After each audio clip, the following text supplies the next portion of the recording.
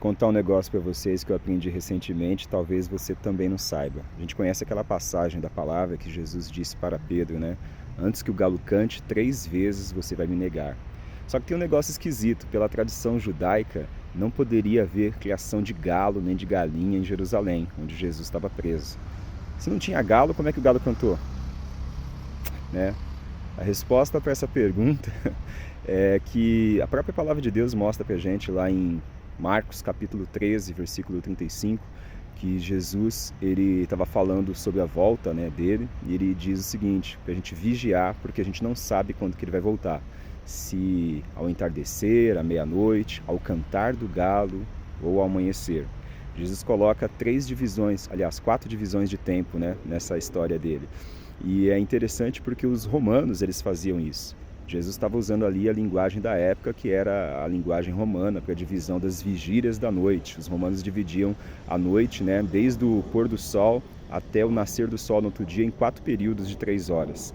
E aí um desses períodos era chamado de cantar do galo, né? Então Jesus, quando estava falando do galo que ia cantar, antes que Pedro negasse ele 3 vezes, Jesus estava falando sobre esse horário das 3 horas da manhã. Quer dizer, antes que desse 3 horas da manhã, o Pedro ia negar Jesus 3 vezes, né?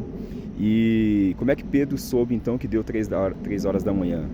É porque os romanos, quando dava o horário, né, de mudança na vigília, eles tocavam trombetas, que era o horário em que a guarda ia trocar de turno, né, entre uma vigília e outra. E isso acontecia ali, a vigília do galo, às 3 horas da manhã, né? Então foi o momento em que os guardas romanos estavam trocando de turno.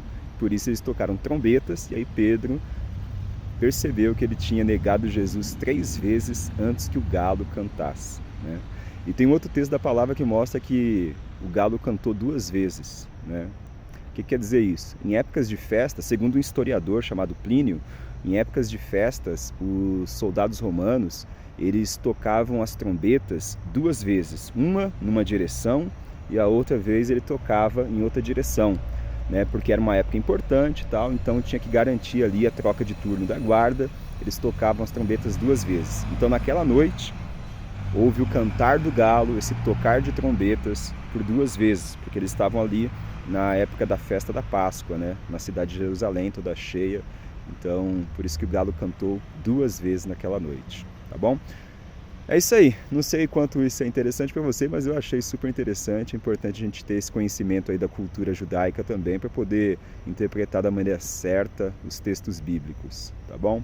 Deus abençoe, fica na paz.